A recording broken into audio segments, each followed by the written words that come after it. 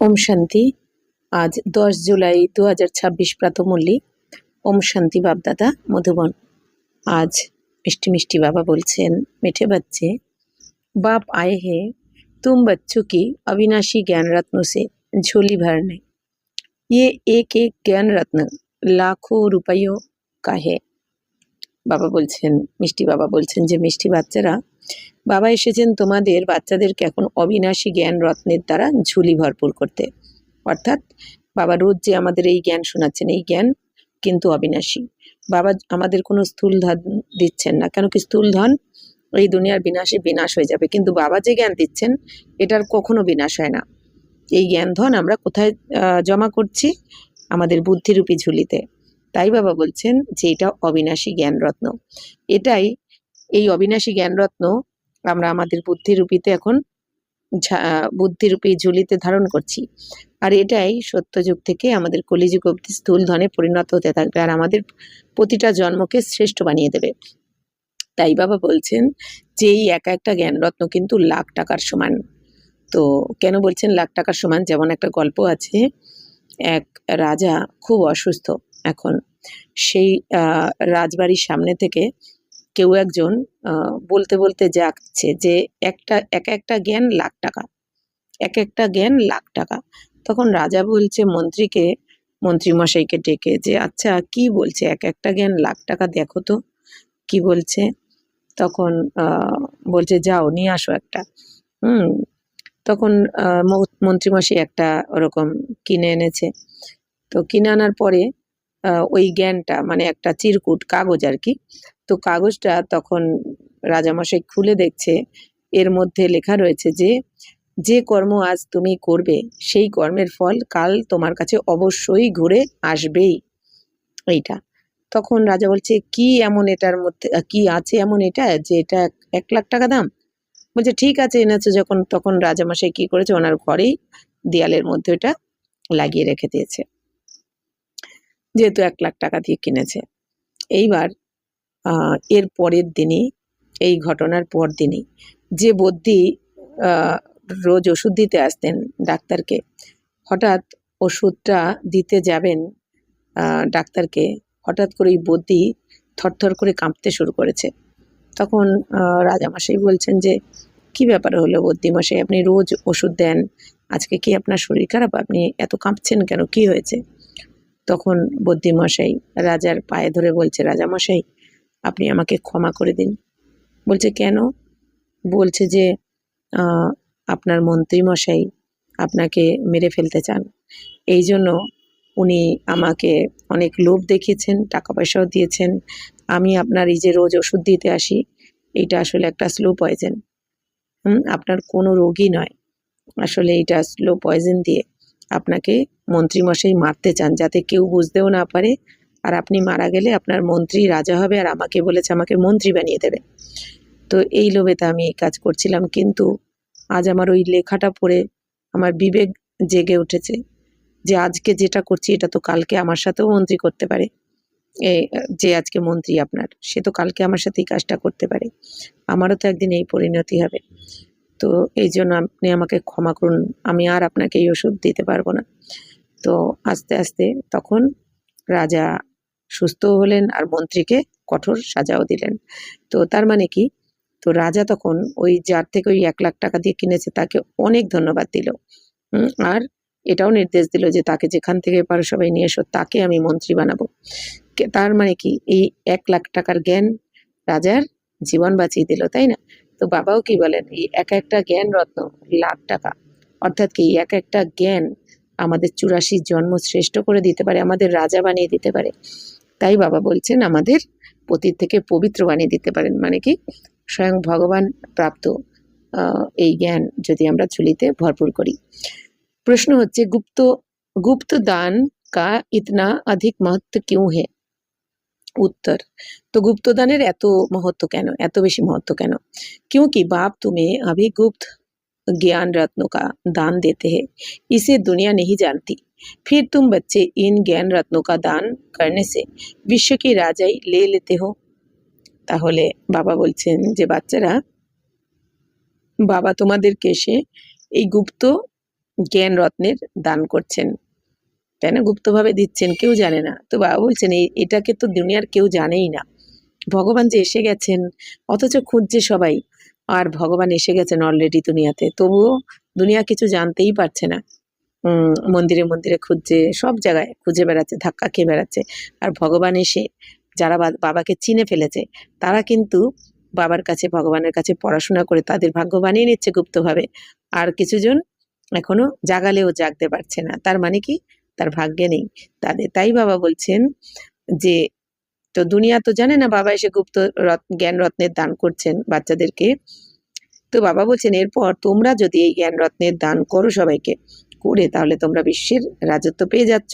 তো বাবা বলছেন তোমরাও বাবার থেকে নিয়ে এই গুপ্ত জ্ঞান রত্ন যখন সবাইকে দান করছো, তোমরা কি হচ্ছ না বিশ্বের রাজত্ব নিয়ে নিচ্ছ। তাহলে কত শ্রেষ্ঠ। बाबा बोलছেন যে ये भी गुप्त है, ना कोई लड़ाई, ना कोई बारूद आदि, ना कोई खर्चा, गुप्त रीति से बाप ने तुम्हें राजाई दान में दी, इसलिए गुप्त दान का बहुत महत्व है। बाबा বলছেন দেখো বাচ্চারা, এই দান গুপ্ত দান বাবা বলছেন এতটাই মহত্ব যে অথচ তোমাদের কোনো লড়াইও করতে হচ্ছে না, না বারুদ না ইত্যাদি, কোনো খরচা নেই, তাই না? কোনো খরচা নেই। বাবা বলছেন ঘরে বসে যেমন ভাবে ইচ্ছা তুমি শুয়ে বসে, বাবা বলছেন খালি কামাই করো বাবার থেকে। বাবা দিচ্ছেন আর তোমরা কামাই করতে থাকো, উপার্জন করতে থাকো, অথচ কোনো খরচা নেই আর না কোনো লড়াই ঝগড়া, মানে কি কোনো কষ্টও নেই। বাবা কোনো পরিশ্রম দেননি আমাদের। তো বাবা বলছেন যে গুপ্ত রীতিতে বাবা তোমাদেরকে এই রাজত্ব দান দিচ্ছেন। তো বাবা বলছেন এই জন্য গুপ্তদানের অনেক মহত্ব রয়েছে। এই জন্য বাবাও কি বলেন, বাচ্চারা তোমরাও এই যে বাবার থেকে জ্ঞানরত্ন তোমরা নিচ্ছ, তোমরাও গুপ্তভাবে দান করো। গুপ্তভাবে মানে কি? বাবা বলছেন কখনো বড়াই করা উচিত না, আমি দিচ্ছি, আমি করছি, কারণ এটা বাবা আমাদের গুপ্ত রীতিতে দিচ্ছেন। আমাদেরকেও এই জ্ঞান ধনের দান করতে হবে, অথচ কোনো যেন আমাদের অহংকার না চলে আসে যে আমি করছি, আমি দিচ্ছি, আমি জ্ঞানী, তাই না? আর বাবাও কি বলেন যে বাচ্চারা যে কোনো দান সবসময় গুপ্ত রূপে যে কোনো দান করা হয় তার মহত্ব অনেক বেশি। এই জন্য বলা হয় না যে তোমার ডান হাত দান করবে কিন্তু বাঁ হাতও জানতে পারবে না। কিন্তু অনেক সময় আমরা বলে ফেলি আমি এটা করেছি, আমি ওটা করেছি, যাতে একটু সবার মহিমা করে। আরে যেটা আমরা করেছি সেটা তো আমাদের জমা হয়েই গেছে, বাবা তো দেখছেন সব কিছু। তাহলে এই দুনিয়াকে আমাদের বলে জানানোর কোনো দরকার নেই। তার মানে কি সেটাও তো দেহ অভিমান হয়ে গেল না, যে তার মানে কি আমি একটু সব, কে জানবে কি জানবে না, আমি একটু জানালে কি হবে, সবাই মহিমা করবে। তার মানে এই যে মহিমা পাওয়ার ইচ্ছা, আমার সুনাম পাওয়ার ইচ্ছা, এটাও তো দেহবান। তাহলে তাহলে যতটা ফল আমাদের প্রাপ্ত হওয়ার উচিত ছিল ততটা কিন্তু আমাদের সম্পূর্ণ প্রাপ্ত হবে না, কম হয়ে যায় ওখানে, কিন্তু সেটা আমরা বুঝতে পারি না। তাই বাবা বলছেন গুপ্ত দানের মহত্ব অনেক বেশি। তো बाबा बोलছেন डबल ओम शांति। तो एक शिव बाबा कहते, एक ब्रह्मा दादा कहते। तो डबल ओम शांति অর্থাৎ একবার ওম শান্তি শিব বাবা বলছেন, আর একটা ব্রহ্মা দাদা বলছেন, যেহেতু বাপ আর দাদা একসাথে কম্বাইন থাকেন, আমাদের পড়াচ্ছেন বাপ দাদা। तो दोनों का स्वधर्म है शांत। तो शिव बाबाরও কি आत्मा स्वधर्म शांत स्वरूप, ब्रह्मा बाबाরও তাই। तो दोनों ही शांति धाम में रहने वाले, তো দুজনেই শান্তিধামে থাকেন। तुम बच्चे भी शांति धाम में रहने वाले हो। তো বাবা বলছেন তোমরাও তো শান্তিধামে থাকো বাচ্চারা। তাহলে এই জন্য আমরাও কি বলি ওম শান্তি, মানে আমি আত্মা শান্ত স্বরূপ। निराकार देश में रहने वाले आए हो साकारी देश में पाठ बजाने, क्योंकि ये ड्रामा है ना। বাবা বলছেন বাচ্চারা তোমরা তো নিরাকারী দেশের, তো তোমরা সেই নিরাকার দেশ থেকে এখানে সাকারি দেশে কি করতে এসেছো, পার্ট প্লে করতে। কারণ এটা তো একটা ড্রামা। যেরকম এই দুনিয়াতেও যে কোনো সিনেমা, থিয়েটার, নাটক যাই কিছু হোক, তারাও তো ঘর থেকে অন্য শুটিংয়ের যান তারা, তাই না? অর্থাৎ কি শুটিং করতে যেতে হয় বাইরে, আবার শুটিং শেষ হয়ে গেলে ঘরে ফিরে আসতে হয়। তো তেমনি আমরা নিরাকারী দেশ থেকে এই দুনিয়াতে ড্রামার পার্ট প্লে করতে এসেছি 5000 বছরের জন্য। যেই এই পার্ট শেষ হবে এখন আমরাও আবার ঘরে ফিরবো, আবার আসবো আমরা নতুন করে পাर्ट प्ले करते। तो बच्चों को ड्रामा के आदि मध्य अंत का ज्ञान बुद्धि में भरा हुआ है, ऊपर से लेकर नीचे तक। তো বাবা বলছেন বাচ্চাদের এই ড্রামার আদি মধ্য অন্তের জ্ঞান বুদ্ধিতে ভরাই রয়েছে, উপর থেকে নিচ অবধি। অর্থাৎ কি সত্য যুগ থেকে কলিযুগ অবধি 5000 বছরের জ্ঞান, অর্থাৎ আদি মানে কি সত্য ত্রেতা, মধ্য মানে দাপর, অন্ত মানে কলিযুগ। তো 5000 বছরের এই জ্ঞান বাবা বলছেন তোমাদের কিন্তু আত্মার মধ্যে, বুদ্ধির মধ্যে ভরপুর রয়েছে। সম্পূর্ণ জ্ঞান জানো তোমরা, যেটা এই দুনিয়ার আর কেউ জানে না। উঁচতে উঁচ ভগবান উনকে সাথ বাচ্চে, তো উঁচুর থেকে উঁচু কে ভগবান, আর তার সাথে আমরা বাচ্চারা। তো ইন বাতো কো আচ্ছি রীতি সমঝো, তো বাবা বলছেন বাচ্চারা এই সমস্ত কথাকে ভালো করে বোঝো তোমরা। এখন কিভাবে তোমরা উঁচুতে এই এখন চড়তি কলায় উঠছো, কি করে আবার সত্যযুগ থেকে তোমরা উতরতি কলায় আসো, মানে নিচে নামতে থাকো, সত্যপ্রধান থেকে কি করে তমপ্রধান হয়ে যাও, সমস্ত জ্ঞানকে ভালো করে বুঝতে হবে। তো তোমার সিवाय ये ज्ञान कोई में है नहीं, तुम पढ़ते हो खुदा स्कूल में। বাবা বলছেন বাচ্চারা তোমরা ছাড়া এই জ্ঞান কারোর মধ্যে নেই এই দুনিয়াতে, তোমরা তো এখন ঈশ্বরীয় স্কুলে পড়ছো। অর্থাৎ এই স্কুলে কে পড়াচ্ছেন? কোনো মানুষ নয়, স্বয়ং ভগবান এসে পড়াচ্ছেন আমাদেরকে। তাহলে ভগবান এসে যখন পড়াচ্ছেন তখন নিশ্চয়ই সব থেকে উঁচু পদটাই দেবে, যে এই পদ এই দুনিয়ার কোনো দেহধারী টিচার দিতে পারে না। কোন স্কুলে যে পদ এই দুনিয়ার স্কুলে, পার্থিব দুনিয়ার স্কুলে পড়ে যে পদ পাওয়া যায় না, সেই পদ কে দিতে পারেন? একমাত্র ভগবান। তাহলে কত ভাগ্যবান আমরা। তো ভগবানুবাজ, भगवान तो एक ही है, 10-20 भगवान नहीं है। जो भी सब धर्म वाले हैं उनकी जो भी आत्माएं हैं सबका सबका एक ही बाप है। বাবা বলছেন বাচ্চারা ভগবানুবাজ কি, ভগবান তো একজনই। তো বাবা বলছেন দেবী দেবতারা তো 33 কোটি, কিন্তু ভগবান একজনই। তো কেউ এই দুনিয়াতে 10-20টা ভগবান কিন্তু হয় না, তাই না? হাজার মানুষের কি হাজার ভগবান হতে পারে? তো जो भी सब धर्म वाले, বাবা বলছেন এই দুনিয়াতে যত ধর্ম আছে সমস্ত আত্মাদের পিতা হচ্ছেন ওই একজন, অসীম জগতের পিতা শিব বাবা, তো উনিই ভগবান। ফির বাপ সৃষ্টির আসতে তো কাহা যাতা है প্রজাপিতা ব্রহ্মা। তারপর বাবা এসে যখন এই দুনিয়াতে এসে এই মনুষ্য সৃষ্টিতে এসে এই রচনা করেন, মনুষ্য সৃষ্টির রচনা করেন, তখন কি বলা হয়? প্রজাপিতা ব্রহ্মা, মানে জীবাত্মার পিতাকে বলা হয় প্রজাপিতা ব্রহ্মা। প্রজাপিতা মানে সন্তান, প্রজা মানে সন্তান, সন্তানদের পিতা, তাহলে ব্রহ্মা মানে জীবাত্মার পিতা। শিবকে প্রজাপিতা নেহি কহেঙ্গে, শিব বাবাকে প্রজাপিতা বলা হবে না। শিব বাবা হচ্ছেন আত্মার পিতা, আর জীবাত্মার পিতা হচ্ছে প্রজাপিতা ব্রহ্মা। আর শরীরের পিতা হচ্ছে আমাদের এই লৌকিক পিতা, ঘরে শরীরের যারা জন্ম দিয়েছে, মানে যারা আমাদের শরীরটা তৈরি করেছে। তো প্রজা তো জন্ম মরণ মে আতে হে, তাহলে বাবা বলছেন প্রজা তো জন্ম মরণে আসে, এই জন্য শিব বাবাকে কিন্তু প্রজা পিতা বলা হবে না। তো আত্মা সংস্কার কে আধার সে জন্ম মরণ মে আতে হে, তো আত্মারা সংস্কারের আধারেই কিন্তু এই জন্ম মৃত্যুর চক্রে আসে, মানে আমাদের যে যার যেরকম সংস্কার সেই অনুযায়ী কিন্তু আমাদের এই জন্ম মৃত্যু হয়ে থাকে। তো ফির চাইয়ে প্রজাপিতা ব্রহ্মা, তো তারপর আবার কি প্রজাপিতা ব্রহ্মাকেও চাই। গায়া হুয়া হে परम पिता परमात्मा प्रजापिता ब्रह्मा द्वारा रचना रचते हैं, उनको बुलाया ही जाता है पतित पावन आओ। বাবুজন পরম পিতা পরমাত্মা প্রজাপিতা ব্রহ্মার দ্বারা এখন এই রচনা করছেন। কারণ কি? বাবা বলছেন পরম পিতা পরমাত্মা শিব বাবার তো নিজের শরীর নেই, আর এই জন্য বাবাকে কি বলা হয়? অজন্মা। বাবাকে অকর্তাও বলা হয়, যেহেতু শরীর নেই এই জন্য বাবা শরীরের দ্বারাই তো কর্ম করা হয়। তো বাবার শরীরও নেই, তো বাবার কিছু কর্মতেও আসেন না, আর বাবা কিছু ভোগও করেন না, কর্ম করেন না বলে কিছু ভোগও করেন না, এই জন্য অভোক্তাও বলা হয়। তাই শিব বাবা বলছেন তাহলে শিব বাবা ভগবান যখন এই দুনিয়াতে আসবেন, এসে এই যে স্থাপনা পালনা বিনাশের কাজটা করাবেন, তো এর জন্য তো বাবার শরীর চাই। এই জন্য বাবা স্থাপনা করার জন্য কাকে রচনা করেন? প্রজাপিতা ব্রহ্মাকে। तो उनको बुलाया ही जाता है, तो बाबा के तो डाका ही है भगवान के, हे पतित पावन एसो। तो जब दुनिया पतित बनती है और उनका अंत होता है तभी बाप आते हैं पतित से पावन बनाने। বলছেন যখন এই দুনিয়া পতিত হয়ে যায় তখনই কিন্তু, আর যখন সেই দুনিয়ার অন্তিম সময় চলে আসে, পতিত হওয়ার পরে যখন এই দুনিয়ার অন্তিম সময় আসে তখনই বাবা আসেন পতিত থেকে পবিত্র বানাতে। তো বাবা বলছেন अब तुम जान गए हो बाप आते भी एक बार है और कब आते ही नहीं। বাবা বলছেন এখন তোমরা জেনে গেছো যে বাবা তো একবারই আসেন, আর কখনো তো বাবা আসেনই না। অর্থাৎ পুরো কল্পের মধ্যে বাবা এই সঙ্গমে একবারই আসেন, আর কখনো বাবা আসেন না। তাহলে এই একবার আমরা বাবাকে পেয়েছি, এই সময়টা বাবা তাহলে এই দুনিয়াতে এসেছেন, মানে পুরো 5000 বছর একবার আসেন, মানে বাবা সব থেকে শ্রেষ্ঠ পাঠটাও কিন্তু প্লে করে যাচ্ছেন এই একটা টাইমেই। তাহলে আমাদেরও, আমরা যদি এই একটা টাইমে ভগবানকে চিনে জেনে ভগবান বাবার সহযোগী হতে পারি, তাহলে আমাদেরও 84 জন্ম কিন্তু শ্রেষ্ঠ হয়ে যায়। এটা যে বুঝে যাবে সে কিন্তু সেবা না করে থাকতে পারবে না, সে বাবার শ্রীমতে না চলে থাকতেই পারবে না, যে বুঝবে। তো বাবা বলছেন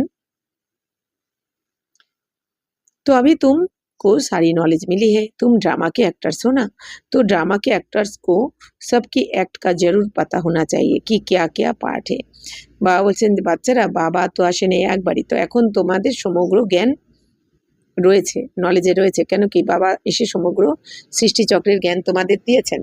তোমরা ড্রামার অ্যাক্টর্স, অর্থাৎ আমরা আত্মারাই এই ড্রামার অ্যাক্টিংটা করছি, তো আমরা অভিনেতা অভিনেত্রী। তাই বাবা বলছেন ড্রামার অ্যাক্টর্স তো সবাই, তো বাবা বলছেন তোমরা যেহেতু ড্রামার অ্যাক্টর্স মানে অভিনেতা, তো এই জন্য তোমাদের তো সবার অ্যাক্টকে অবশ্যই জানা উচিত যে কি কি পার্ট রয়েছে তোমাদের। तो वह होता है छोटा हाथ का पार्ट, उनका तो सबको पता पड़ जाता है, तुम भी देखकर आते हो। এই দুনিয়াতে বাবা বলছেন যে সীমিত জগতে লৌকিক দুনিয়ার যে ড্রামা তোমরা দেখো, সিনেমা বা ড্রামা, তো বাবা বলছেন সেখানে তো সেই পার্ট তো সীমিত জগতের, মানে কি ছোট হয় না ওই সিনেমা যেটা আমরা দেখে থাকি 2.5 ঘন্টা 3 ঘন্টা 3.5 ঘন্টার হয়।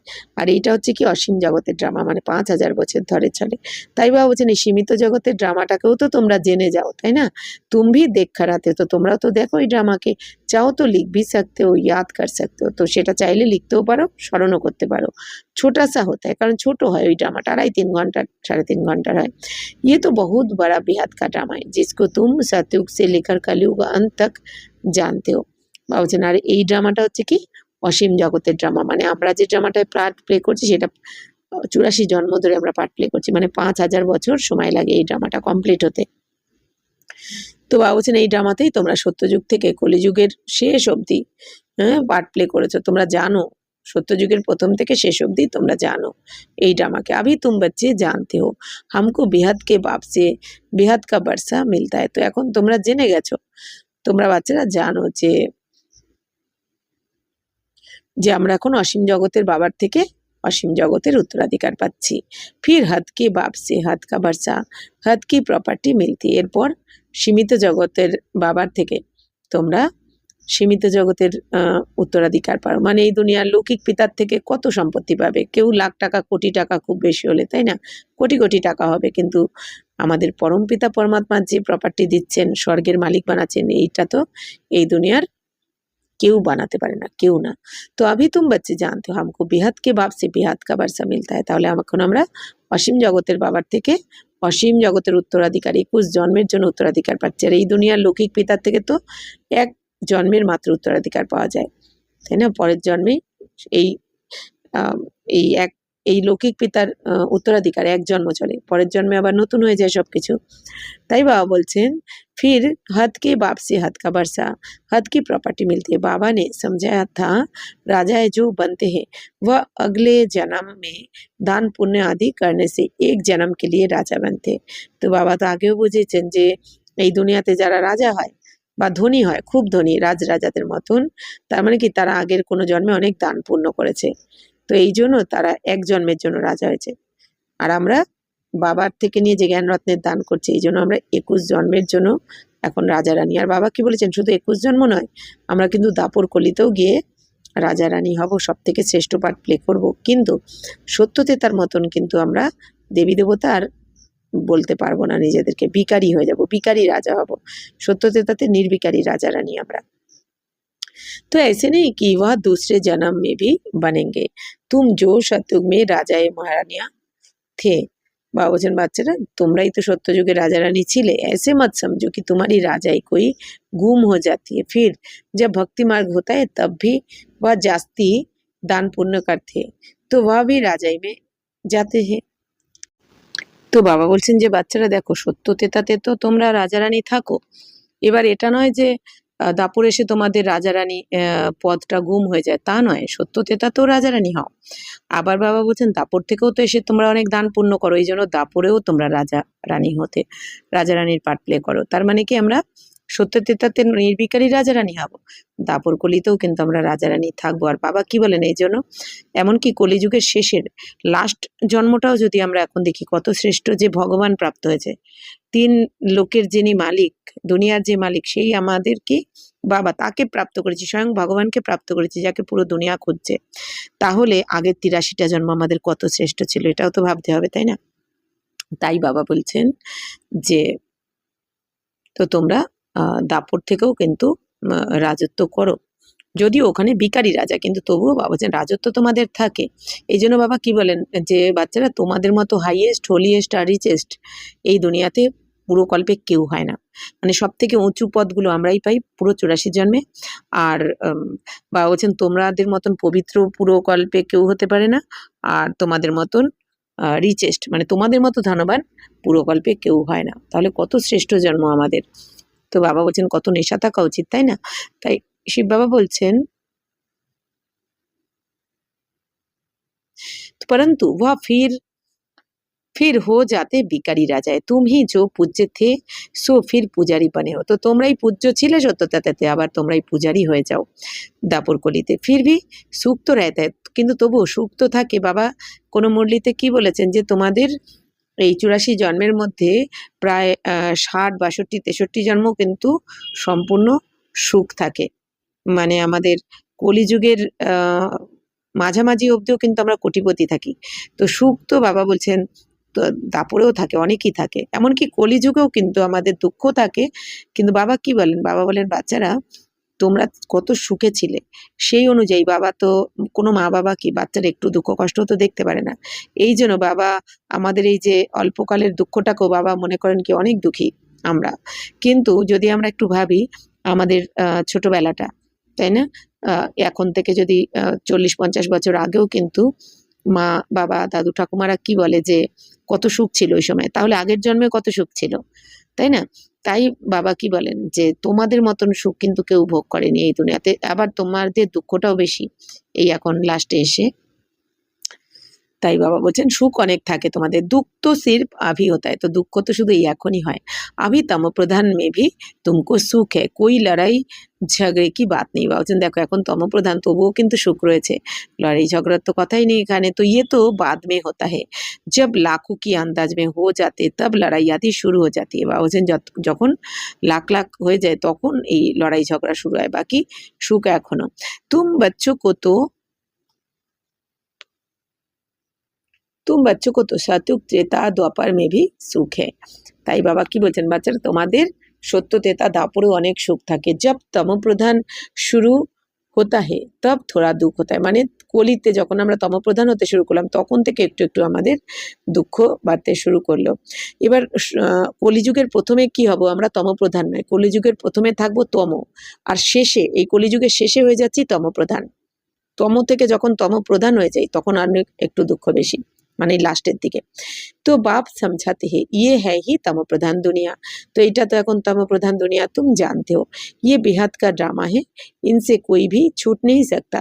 বাবুজন বাচ্চারা তোমরা তো এখন জেনে গেছো এই ড্রামা কি অসীম জগতের ড্রামা, আর এই ড্রামার থেকে কিন্তু কেউ মুক্ত হতে পারে না। একবার পরমধাম থেকে এসে যে এই ড্রামাতে জন্ম মৃত্যুর চক্রে চলে আসে সে কিন্তু এই চক্র কমপ্লিট না করে কিন্তু পরমধামে কেউ ফিরতে পারে না যতক্ষণ না বাবা এসে নিয়ে যান। मनुष्य जब दुख में तंग हो जाते तब कहते भगवान ने ऐसा खेल क्यों रचा है। अगर भगवान रचे ही नहीं तो दुनिया ही नहीं होती, कुछ नहीं होता। তো এই দুনিয়াতে মানুষ যখন দুঃখ হয়, খুব দুঃখে এসে যখন বিভ্রান্ত হয়ে পড়ে তখন তারা কি অনেক ডিস্টার্ব হয়ে যায়, তখন কি বলে যে ভগবান কেন এই খেলা রচনা করলো, তাই না? এরকম বলে থাকে যারা একটু বেশি দুঃখী, তারাও এরকম কেউ কেউ ক্লাসে বলে থাকে যে কেন এটা কি দরকার ছিল যাতে না আসতে হয়। কিন্তু তারা বুঝতে পারছে না, যদিও তারা নতুন বাচ্চা এই জন্য বুঝতে না পেরে এই কথাটা বলে যে আমরা কত সুখ ভোগ করেছি, লাস্টে একটুখানি দুঃখ হয়তো এসেছে এই জন্য সেটা সহ্য না করতে পেরেই বলে। কিন্তু এটার পেছনেও কারণ আছে, এই দুঃখটা না আসলে তো ভগবানকে প্রাপ্ত করতাম না, তাই না? তাহলে এটাও তো ভালোর জন্যই হলো যে দুঃখটা এসেছে। তাই বাবা বলছেন যে অনেকে জিজ্ঞাসা করে ভগবান যদি এই রচনা না করতো তাহলে তো এই দুনিয়াই হতো না, তখন দুঃখ হতো না, এটা অনেকে বাচ্চারা বলে। তো रचता और रचना तो है ना, उनकी डिटेल भी है सतयुग से कलयुग अंत तक, बाकी थोड़े रोज है। বাবা বলছেন দেখো রচয়িতার রচনা তো রয়েছে এই ড্রামাতে। তো বাবা বলছেন বাবা সত্যযুগ থেকে কলিযুগের অন্তিম অবধি বাবা বলছেন এই রচনা বানানোই রয়েছে, বাকি আর অল্প সময় রয়েছে তোমাদের এখন, মানে এই নাটক এই রচনা কমপ্লিট হতে আর অল্প সময় রয়েছে, 5000 বছরের রচনা। তুমি প্র্যাকটিক্যাল মে দেখেঙ্গে, বাবাজন তোমরাও প্র্যাকটিক্যালি দেখবে এখন।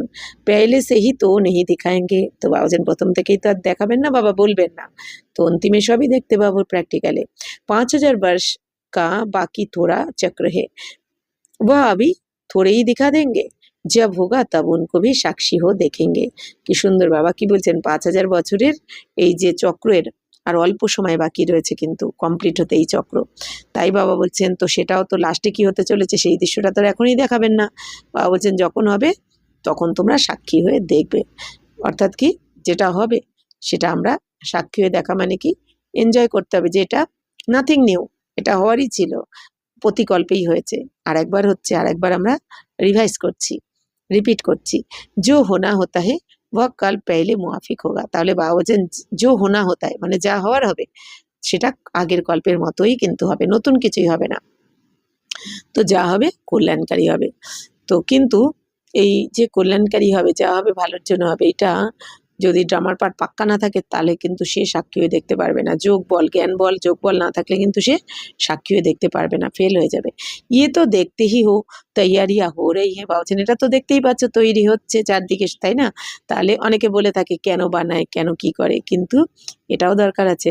কারণ আমরা যখন এখন এই যে বাবার কাছে আমরা রাজযোগের জ্ঞানের দ্বারা তমপ্রধান থেকে শতপ্রধান হচ্ছি, তো আমরা আত্মারা পবিত্র হয়ে গেলে তখন এই দুনিয়ায় তো থাকবো না আমরা, তখন আমাদের জন্য সুখের দুনিয়া চাই, স্বর্গ চাই। তাহলে স্বর্গ আর নরক তো এইভাবে পাশাপাশি থাকতে পারে না, তো একটাকে তো শেষ হতেই হবে। এই জন্য খারাপটা শেষ হয়ে যায় আর আমাদের জন্য ভালোটা চলে আসে, মানে স্বর্গ। তাই বাবা বলছেন বিনাশ তো হোগা জরুর, তাহলে বিনাশ তো অবশ্যই হবে, তাতে কেউ মানুক না মানুক, আর মানবেও সবাই লাস্টে। তো সবকি তৈয়ারি হো রही है, যেন সব কিছুর জন্য তৈয়ারি চলছে এখন। বা ড্রামা মে পেহলে সে হি নুন है, বাবা বলছেন ড্রামাতে আগে থেকেই নির্ধারিত রয়েছে যে বিনাশ হবেই, যেমন প্রতিকল্পে হয় এই কল্পেও হবে। আগের কল্পে যেদিন যেভাবে যতটা এই দুনিয়া বিনাশ প্রাপ্ত হয়েছিল, এই কল্পেও কিন্তু হুবহু সেদিন ততটাই হবে। তাহলে এই জ্ঞান যদি আমাদের বুদ্ধিতে থাকে তাহলে কোনো পরিস্থিতিতেই কি হবে, আমরা ঘাবড়াবো না। বিনাশ জরুর হোগা, বারবার ভাবা উচিত, বিনাশ তো অবশ্যই হবে আর খুব শিগগিরই হবে। এবার তো अब तुम बच्चों को बाप समझाते हैं, तुम्हारी आत्मा जो तमो प्रधान बनी है उनको भी यहाँ सत्व प्रधान बनाना है, ये तुम अभी समझते हो। বাবা বলছেন তোমরা আত্মারা এই যে এখন তমপ্রধান হয়ে গেছো, তাহলে বাবা বলছেন তো সবাইকেই তখন শতপ্রধান এখানে বানাতে হবে, তোমাকেও শতপ্রধান হতে হবে, অন্যদেরকেও বানাতে হবে। কেন কি তুমি তমপ্রধান হয়েছো আর তুমি সত্যযুগে শতপ্রধানই ছিলে, তো এখন আবার সেই স্টেজে যেতে হবে। ইয়ে তুমা ভি সমাজতে, বাবা বলছেন এটা এই জ্ঞানটাও তোমরা এখন বুঝে গেছো। তো শরীর তো হবে না, এই জন্য শরীর বিনাশ হয়ে যাবে, আর আত্মা যেহেতু চৈতন্য এই জন্য আত্মাই পুরুষার্থ করে নিজেকে পবিত্র আমরা বানিয়ে ফেলবো, আর আমরা শতপ্রধান হয়ে আবার স্বর্গে চলে যাচ্ছি। তো বাপ গুপ্ত আতে হে, গুপ্ত হি তুমকো জ্ঞান দে রে হে, তো বাবা গুপ্তভাবে এসেছেন, গুপ্তভাবে তোমাদেরকে এখন এই জ্ঞান শোনাচ্ছেন। তো দুনিয়া মে কোই নেই জানতে, দুনিয়াতে কেউ জানে না, জানবে লাস্টে যখন আমরা তৈরি হয়ে যাব তখন লাস্টে সবাই জানবে। গুপ্ত রীতি তুম বিশ্ব কা রাজ্যে লেতে হো, কোই ভি আওয়াজ নেই, বাবা বলছেন গুপ্তভাবে তোমরা তোমাদের বিশ্বের রাজত্ব নিচ্ছ, বাকি কোনো আওয়াজ নয়। মানে কি আমরা এখন সাইলেন্সের যাত্রার দ্বারা, আমাদের যাত্রা তো কাসর ঘন্টা তাই না, ঢাক ঢোল বাজিয়ে ধূপধুনা দেখিয়ে কিন্তু আমাদের পুরুষার্থ নয়, আমাদের পুরুষার্থ সাইলেন্সের দ্বারা। মানে বাবা বলেন না তুমি শান্ত স্বরূপাত্মা, গুপ্ত রীতিতে আমাদের পরিশ্রম। তো সাইলেন্সের যাত্রা করছি আমরা, আত্মা মনে করে পরমাত্মাকে স্মরণ করছি, পরমধামে যাচ্ছি, অশরীরী হওয়ার প্র্যাকটিস করি। তাই বাবা বলছেন কি আর এই জ্ঞান গুণ শক্তিকে ধারণ করছি নিজের মধ্যে। তো বাবা বলছেন গুপ্ত রীতিতে, গুপ্তভাবে তোমরা বিশ্বের রাজত্ব নিচ্ছ, বাকি তোমাদের তো কোনো আওয়াজ নয় এখানে। তো বিলকুলই গুপ্ত দান কাহা যাতা হে না, তো সম্পূর্ণ গুপ্ত দান বলা হচ্ছে একে।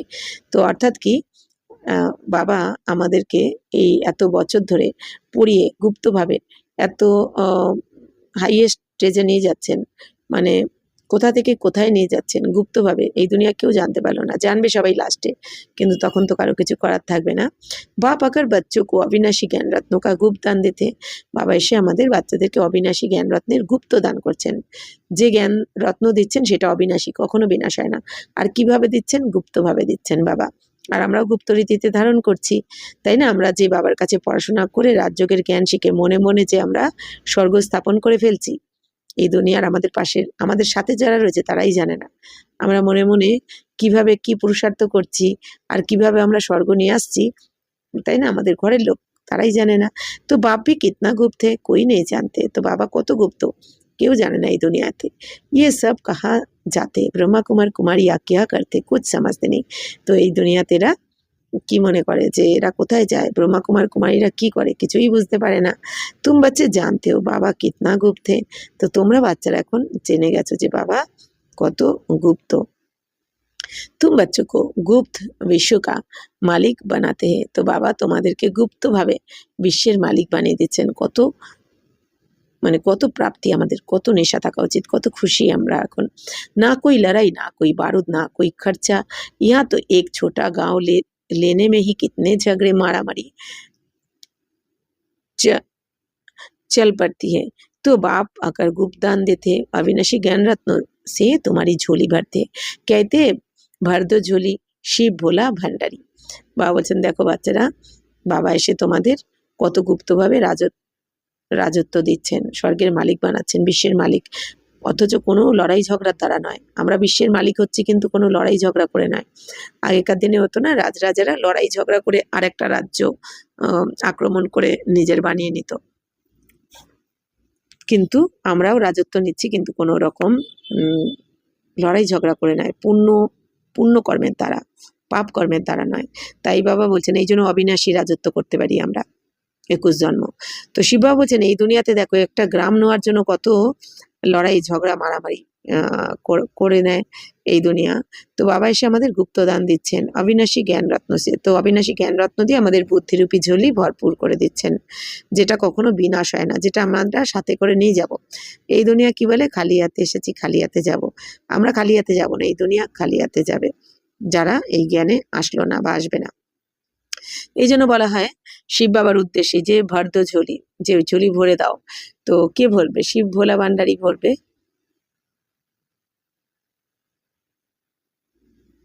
तुम जानते हो शिव बाबा हमारी अविनाशी ज्ञान रत्न से झोली भर रहे हैं, तो एक एक रत्न लाखों रुपए का है।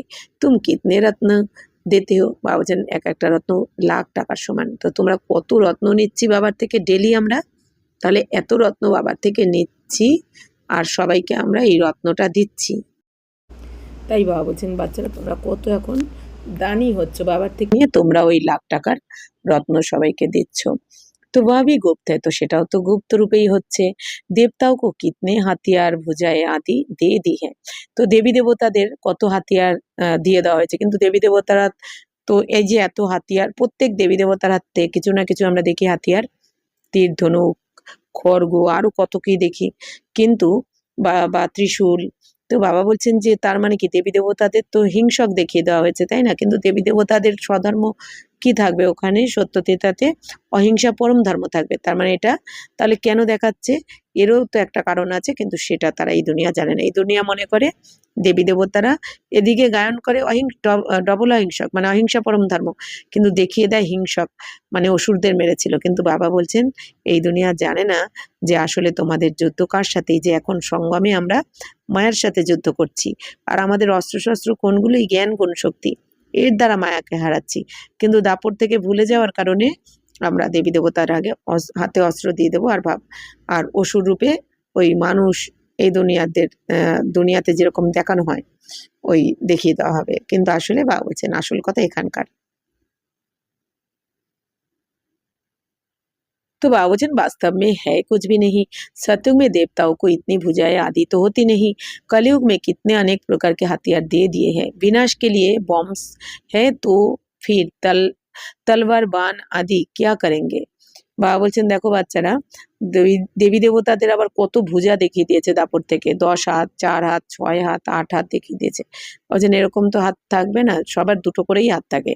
কিন্তু এই যে আমাদের অষ্টশক্তির প্রতীক, এই জন্য বাবা অষ্টশক্তি দেন না, এই জন্য ওই দুর্গার 10 হাত দেখিয়ে দেওয়া এই দুনিয়াতে।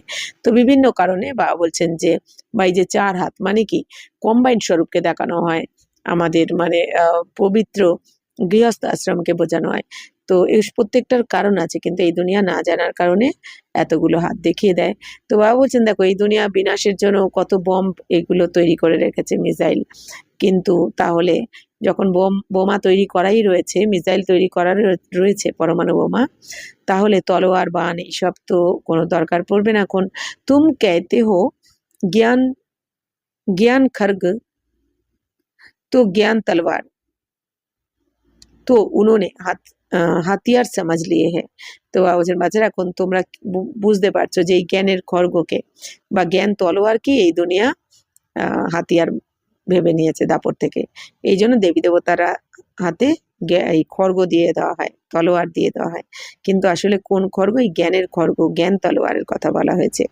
যেই জ্ঞান খড়গ, জ্ঞান তলোয়ার আমরা জ্ঞান তলোয়ারের দ্বারা আমরা আত্মাদেরকে এখন জীবাত্মাদেরকে ঘায়েল করছি। ঘায়েল করা মানে কি? তাদের থার্ড আই খুলে দেওয়া, জ্ঞান চক্ষু খুলে দেওয়া, অজ্ঞান থেকে জ্ঞান ফিরিয়ে আনা এই তলোয়ারের, জ্ঞান তলোয়ারের দ্বারা। বাকি এই দুনিয়া জানবে না বলে তারা হিংসক রূপে দেখিয়ে দেবে। তো তুমকো তো গুপ্ত দান মিলতা है। বাবুজন বাচ্চারা তোমরা তো গুপ্ত দান করছো, পাচ্ছ বাবার থেকে গুপ্ত রূপে, আর তোমরা দানও করছো গুপ্ত রূপে। तुम फिर सबको गुप्त दान देते हो, तुम जानते हो बाबा हमको श्रीमत दे रहे हैं। শ্রীমত है ही ভগবান কি। বাবা বলছেন বাচ্চারা তোমরা জানো যে বাবা আমাদের এখন শ্রীমত দিচ্ছেন, অর্থাৎ শ্রেষ্ঠ মত দিচ্ছেন দেবী দেবতা হওয়ার জন্য। তো শ্রীমত তো কার হয়? ভগবানেরই হয়। তুম জানতে হো হাম আতে হে নর সে নারায়ণ বানে। বলছেন বাচ্চারা তোমরা জানো যে আমরা এখন নর থেকে নারায়ণ হওয়ার জন্য এখানে বাবার কাছে পড়াশোনা করছি, রাজযোগ শিখছি। উनको सर्वगुण संपन्न 16 कला संपूर्ण দেবী দেবতা দৈবী গুণধারী কাহা जाता है। তাহলে তোমরা এখন বাবার থেকে এই যে রাজযোগের জ্ঞান শিখছো, শুনছো, এর দ্বারা তোমরা হয়ে যাবে দেবী দেবতা। তখন তোমাদের মহিমা কি হবে দেবী দেবতা হয়ে গেলে? সর্বগুণ সম্পন্ন, 16 কলা সম্পূর্ণ, সম্পূর্ণ निर्विकारी, मर्यादा पुरुषोत्तम और अहिंसा परम धर्म। तो दैवी गुण सिर्फ उन देवी देवताओं में होते हैं, फिर कलाएं कम होती जाती है। जैसे संपूर्ण चंद्रमा की रोशनी अच्छी होती है फिर कम होती जाती है। বা বলছেন দেখো দৈবী গুণ শুধুমাত্র কিন্তু দেবী দেবতাদেরই থাকে। দেবী দেবতাদের বাকি দাপট থেকে তো সবার মধ্যে আসুরি অবগুণ চলে আসবে। তো দেবী দেবতাদের মধ্যেই দৈবী গুণ থাকে। আস্তে আস্তে দেবী দেবতারা যত সত্যতে তাতে নিচের দিকে নামতে থাকে, তত এই আমাদের আত্মার যে কোয়ালিটি, কলা কমতে থাকে। অর্থাৎ একটু একটু করে যেই যতটা গুণের অভাব হয় ততটা মায়া এসে প্রবেশ করে আমাদের মধ্যে। মানে কি 100% আমরা পবিত্র থাকবো, 100% আমাদের মধ্যে গুণ থাকবে সত্য যুগে। 100%-এর জায়গায় যখন এই 5% গুণ কমে গেল তখন ওই 5% অবগুণ ঢুকে গেল। তো এইভাবে আস্তে আস্তে আমরা এখন শতপ্রধান থেকে তমপ্রধান হয়েছি। বাবা বলছেন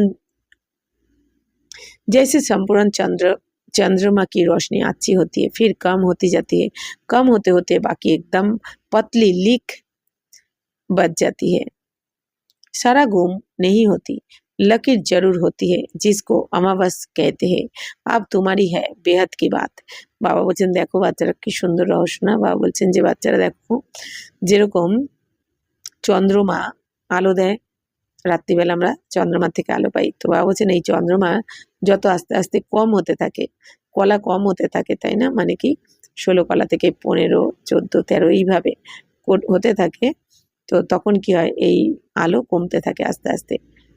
তো বাবা বলছেন যে তো এরম করতে করতে যখন একদম একটা লাইনের মতো থেকে যায় চন্দ্রমাটা, চাঁদের আলোটা, তাই না? তো বাবা বলছেন কি একদম বাবা বলছেন যে গুম হয়ে যায় না আলোটা। ওই বাবা বলছেন একটা যেন লাইনের মতো থাকে, যেটাকে অমাবস্যা বলে। মানে সেটা দেখাই যায় না অমাবস্যার দিন, এই জন্য বলে অমাবস্যা। তো কিন্তু বাবা বলছেন আসলে এখানে তো তোমাদের অসীম জগতের কথা। মানে কি আমরা এখন সম্পূর্ণ তমপ্রধান হয়ে গেছি, এই জন্য বাবা বলছেন না যেন অমাবস্যা। তো বাবা বলছেন এখন বাবা এসে জ্ঞান গুণ শক্তি দিয়ে তোমাদের আস্তে আস্তে এই আবার শতপ্রধান বানাচ্ছেন। तो तुम 16 कला संपूर्ण बनते हो, दिखाते हैं कृष्ण के मुख में মাতায় চন্দ্রমা দেখতে হয়। বলছেন তোমরা তো 16 কলা সম্পূর্ণ ছিলে। বাবা বলছেন দেখানো হয় না কৃষ্ণের মুখে মাতা কি দেখলো? চন্দ্রমা। সে যখন কৃষ্ণ মাটি খেয়ে নিল তখন মা বলল দেখি হাঁ কর, তখন কি দেখলো? কৃষ্ণের মুখে চন্দ্রমাকে দেখতে পেল। তো ये है সাক্ষাৎকার কি বাতে जिसकी समझानी बाप बैठ देते। বাবা বলছেন এটা তো সাক্ষাৎকারের কথা যেটা বাবা এসে বোঝাচ্ছেন। अब तुमको संपूर्ण बनना है, माया का संपूर्ण ग्रहण लगा हुआ है। বাবা বলছেন বাচ্চারা এখন তোমাদের সম্পূর্ণ হতে হবে। মায়ার সম্পূর্ণ গ্রহণ তো লেগেই রয়েছে তোমাদের, অর্থাৎ 5 বিকার তো রয়েছে সবার মধ্যে। বাকি যাকার লকির বাজতি হে সিঁড়ি উতারতে আয়ে হে। বাবা বলছেন বাকি তো গিয়ে ওই একটা লাইনের মধ্যে, লাইন মানে কি তোমাদের এখন কোয়ালিটি রয়েছে, কারণ একদম তো নিঃশেষ হয়ে যায় না, বাবা বলেছেন। তো একটু থাকে তখনই, মানে আমাদের আত্মজ্যোতি যখন টিম টিম করতে থাকে তখনই বাবা এসে এই জ্ঞান ঘৃত ঢেলে আত্মার জ্যোতি জাগ্রত করছেন। অর্থাৎ এই যে এখন কলিযুগের শেষে এসে কি হয়েছে, বাবা বলছেন অমাবস্যা, মানে আমাদের আত্মার মধ্যে একটু কোয়ালিটি নেই, আত্মার একদম পাওয়ার একদম নিচে একটা রেখার মতো রয়ে গেছে। আবার এখন এই যে বাবা এসে আমাদের পবিত্র করে দিচ্ছেন, 16 কলা সম্পূর্ণ করে দিচ্ছেন আস্তে আস্তে। এবার আবার আমরা সত্য যুগে যাচ্ছি। এই জন্য বাবা বলেন না, সত্যতে তাতে 12 মাস পূর্ণিমা থাকে, কারণ কি ওইখানে আমরা আত্মারাও সম্পূর্ণ কোয়ালিটি থাকে আত্মার মধ্যে, তো জ্ঞান গুণ শক্তি থাকে। তাই বাবা বলছেন তোমারে সেন্টার্স ভি ধীরে ধীরে না, बाबा बोलছেন যে सबको सीढ़ी उतरनी है तभी फिर सबको वापिस जाना पड़े, तुम तो अभी थोड़े हो। বাবা বলছেন বাচ্চারা এই সিঁড়ি দিয়ে সবাইকে নিচে নামতে হয়, অর্থাৎ এই যে এখন আমরা চড়তি কলায় উঠছি, মানে উপরে উঠছি সত্য যুগে। এরপর সিঁড়ি দিয়ে নামতে নামতে আমরা সত্যতে তা দাপর কলিতে যখন নেমে যাই। তো বাবা বলছেন কি এখন তোমরা তো অল্পই রয়েছো, তো আস্তে আস্তে বৃদ্ধি হোগি, তো আস্তে আস্তে বৃদ্ধি হতে থাকবে। আমাদের এই দেবী দেবতা কুলের যত রয়েছে সবাই চলে আসবে। পড়াই মে বহুত নেই পাস হতে, তোমারে সেন্টার্স ভি ধীরে ধীরে বৃদ্ধি কো পাতে রহতে। ভাবছেন দেখো পড়াশোনাতে তো বেশি কেউ পাস করতে পারে না এই পড়াতে, তো তোমাদের সেন্টারও আস্তে আস্তে বৃদ্ধি পেতে থাকে। সময় নজদিক আতা জায়গা ফির সমঝেঙ্গে ইনো মে ক্যা হে, দিন প্রতিদিন বৃদ্ধি কো পাতে রহতে। ভাবছেন যত এই বিনাশের সময় কাছে আসতে থাকবে আর আমাদের স্বর্গের গেট খোলার সময় আসতে থাকবে কাছে, তত সবাই বুঝতে পারবে যে এদের মধ্যে কি রয়েছে যে दिन दिन वृद्धि पाच्छेरा। अभी कहते हैं हमने समझा था ये कहाँ तक चलेंगे, खत्म हो जाएंगे, शुरू में इस डर से बहुत भाग गए। বলছেন তো কি মনে করে অনেকে যে আমরা ভেবেছিলাম এরা কতদিন আর চলতে পারবে, আস্তে আস্তে এরা সমাপ্ত হয়ে যাবে, মানে কি এদের এই সংস্থা উঠে যাবে, অনেকে মনে করতো। বাবা বলছেন যে শুরুতে তো অনেকেই ভয়তে পালিয়ে গেছে যে এটা চলবে না বেশি দিন, पता नहीं क्या होगा, না ইহাকে না ওয়াহাকে रहेंगे, इससे तो भागो।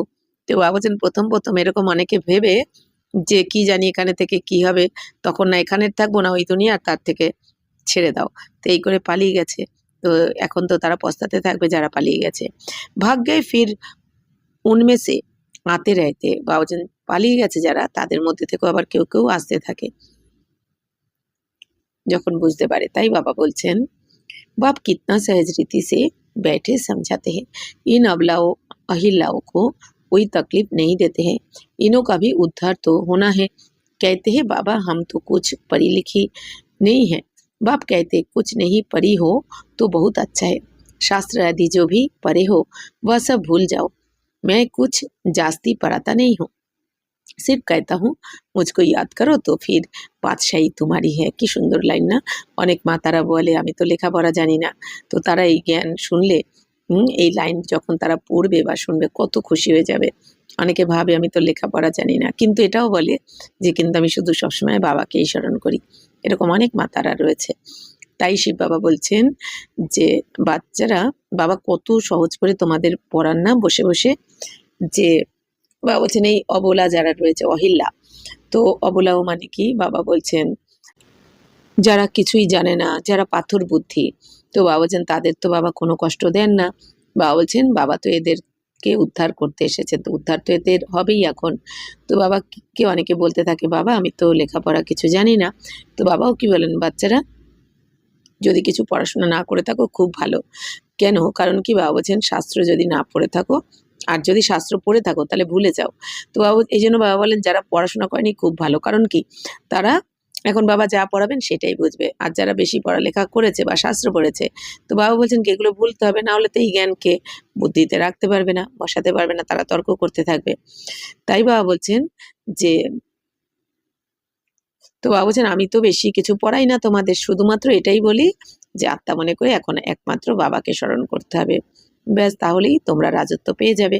বাস তোমারা বেড়া পার হয়ে যায়গা। বাবা বলছেন তোমার এই জীবনরূপী নৌকা পার হয়ে যাবে শুধু এক বাবাকে স্মরণ করলে, অর্থাৎ বাবা শ্রীমতে চললে। बच्चा पैदा हुआ और कहेंगे बाबा बस बरसे का हकदार बन जाते हैं, यहाँ भी तुम हकदार बन जाते हो।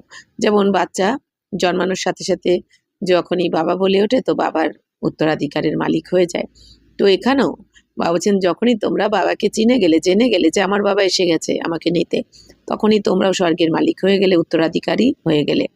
তো বাবার জ্ঞান গুণ শক্তি, তখন বাবার বাচ্চাদের জন্য প্রথম উত্তরাধিকার কি দেন? বাবার এই জ্ঞান গুণ শক্তি। তারপর তো আমরা এর দ্বারাই আমাদের স্বর্গের মালিক হচ্ছি। बाप दादा को याद किया और राजधानी तुम्हारी इसलिए गाया हुआ है सेकेंड में जीवन मुक्ति। बाबा বলছেন বাপ দাদাকে যেই স্মরণ করলে, ব্যাস, অর্থাৎ বাবার শ্রীমতে যেই চলতে শুরু করলে, তো রাজধানীও তোমাদের হয়ে যায়। এই জন্যই বাবা বলেন কি সেকেন্ডে জীবন মুক্তি পাও তোমরা। সাউকার লোগো কা হে পিছাড়ি का पाठ, पहले गरीबों की बारी है। কি সুন্দর বাবা বলছেন যে যারা ধনী তারা লাস্টে আসবে। কেন? তারা তো এখনো পয়সার নেশাতে রয়েছে না, টাকা পয়সার, যে আরো কামিয়ে নিই, এটাই স্বর্গ আমাদের, এটা মনে করছে। কিন্তু লাস্টে যখন সব দেখবে সমাপ্ত হয়ে যাচ্ছে, তখন তারা বুঝতে পারবে যে আর এবার তো যাওয়ারই রয়েছে, বুঝেই যাবে। তখন আর বুঝতে পারবে যে বাবা ছাড়া আর কোনো গতি নেই, তখন তারা আসবে। এই জন্য তারা ওখানে গরিব হয়ে যাবে। এখানে যারা সাউকার তারা ওখানে গরিব হবে। আর বাবা বলছেন এখন এখানে প্রথমে গরিবদের পাঠ, অর্থাৎ এখানে যারা গরিব তারাই এই পড়াশোনা করে আগে স্বর্গের রাজা হয়ে যাবে। तो तुम्हारे पास आप ही जाएंगे आएंगे। दलितों का भी उद्धार होना है, भेलनी का भी गायन है। तो कहते हैं राम ने भेलनी के बैर खाए।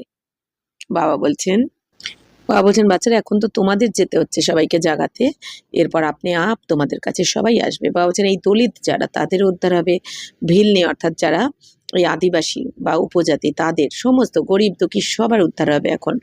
বাবা বলছেন কারণ বাবা এসেছেনই সবাইকে এই দুঃখধাম থেকে উদ্ধার করতে, গতি সদ্গতি দিতে। বাবা বলছেন যে দেখো বাচ্চারা, এরকমও বলে যে রাম নাকি এই ভিলনি মানে কি ছোট জাতির হাত থেকে এই এঁটো কুল খেয়েছিল। বাস্তবে বাবা বলছেন রামও নয় শিব বাবাও নয়, মানে না রাম খেয়েছে না শিব বাবা খেয়েছে। বাবা বলছেন হ্যাঁ এটা হতে পারে ব্রহ্মা বাবা খেয়েছেন। বাবা বলছেন যে ভিলনি আদি আয়েঙ্গি। তো এই যে যারা ভিলনি আছে মানে এখানে ছোট জাতি, তো তারাও তো আসবে অবশ্যই বাবার থেকে উত্তরাধিকার নিতে। সমঝো टोली आदि ले आए तो इनकर कैसे कर सकते हैं। ভিলনি গণিকায়ে ले आएंगे तो तुम भी खाएंगे। বাবা বলছেন যে মনে করো যদি এই যে টলি নিয়ে আসে তখন কি করে তোমরা এটা তিরস্কার করবে। বা বলছেন ভিলনি যারা গণিকা, যারা মানে কি যারা আদিবাসী বা ছোট জাতি বা বেশ্যা যারা রয়েছে, তারা হয়তো আসবে, নিয়ে আসবে, তো তোমরাও খাবে।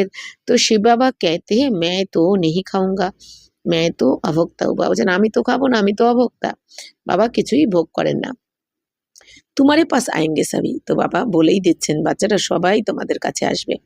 তো গভর্নমেন্ট भी मदद करेंगी कि इनको उठाओ। আর গভর্নমেন্টও, সরকারও সাহায্য করবে যে এদেরকে জাগাও, কারণ সরকারও বুঝে যাবে এবার বিনাশ হওয়ারই আছে। তো বাবা এই জন্য বলেন না বাচ্চারা তোমরা খালি বাবার শ্রীমতে চলতে থাকো আর বাবার কামাল দেখতে থাকো বাবা কি করেন। কিন্তু বাবা সবসময় একটা কথা বলেন, বাবা বাচ্চারা বাবার কিন্তু হাত ছাড়বে না, তোমরা শ্রীমতের হাত ছাড়বে না। তারপর তোমার যে কি বাবা হতে চলেছে, কত নাম প্রসিদ্ধ হতে চলেছে। তো বাবা কি বলেন যে বাচ্চারা এত কামাল করবে যে বাত মত পুছো, तुमको भी ऑटोमेटिकली प्रेरणा होगी। बाबा বলছেন তোমরাও অটোমেটিক্যালি প্রেরণা পাবে। বাবা গরিব নিবাস হ্যাঁ তো হাম ভি গরিবো কো সমঝায়। বাবা বলছেন যে তোমাদেরও এই প্রেরণা আসবে, যে টাচিং হবে যে বাবা তো গরিব নিবাস, গরিবের ভগবান, তো আমরাও গরিবদের এখন বোঝাই। তো ভিলনিयों से भी निकलेंगे, इतना बड़ा झाड़ है, इनमें एक भी देवी देवता धर्म का नहीं रहा और सब धर्मों में कन्वर्ट हो गए हैं। বাবা বলছেন দেখো ভিলনিরাও তো বেরিয়ে আসবে। এত বড় ঝাড়ের মধ্যে যারা দেবী দেবতা ধর্মের আজ তারা নেই, কেন? কোনো না কোনো ধর্মে সব কনভার্ট হয়ে গেছে, তো তারা সব বেরিয়ে আসবে। অর্থাৎ কি দেবী দেবতা কুলের যত এই যে 33 কোটি আছে টোটাল, তারা যে নানা ধর্মে এখনো ঢুকে রয়েছে, এই জন্য কি 1 কোটিও এখনো আসেনি আমাদের 33 কোটির মধ্যে। তাহলে কত বেরিয়ে আসতে চলেছে এখন, মানে যে যেই ধর্মেই ঢুকে আছে না কেন সবাইকে নিজের উত্তরাধিকার নিতে, নিজের সিট নিতে, 33 কোটির মধ্যে যার যে সিট, সেই সিট নিতে এখন আসতেই হবে সবাইকে। বাবা টাচিং করে নিয়ে আসবেন তাদেরকে অন্যান্য ধর্ম থেকে বার করে, মানে যেই ধর্মে ঢুকে রয়েছে আমাদের দেবী দেবতা কুল। তাই বাবা বলছেন সবাই এসে এই ধর্মে কনভার্ট হয়ে যাবে এখন, অন্য ধর্মে যারা ঢুকে গেছে। अब बाप कहते हैं जो भक्ति करने वाले हैं उनको समझाओ। तुम देख रहे हो सैपलिंग कैसे लगता है, ब्राह्मण कैसे बनते हैं, जो सूर्यवंशी चंद्रवंशी देवता बनते होंगे वही आते जाएंगे। एक बार भी सुना तो स्वर्ग में जरूर आएंगे। কত সুন্দর বাবা বাবা, কত সুন্দর বাবা বলছেন না, নেশা চড়ে যায়। তাই বাবা বলছেন যে যে বাবা এখন কি বলছেন যে বাচ্চারা যারা ভক্তি করছে তাদেরকে তোমরা গিয়ে বোঝাও, কারণ এই দেবী দেবতা কুলের আত্মারাই তো দাপর থেকে ভক্তি শুরু করেছে না, দাপর কলি ধরে ভক্তি করছে।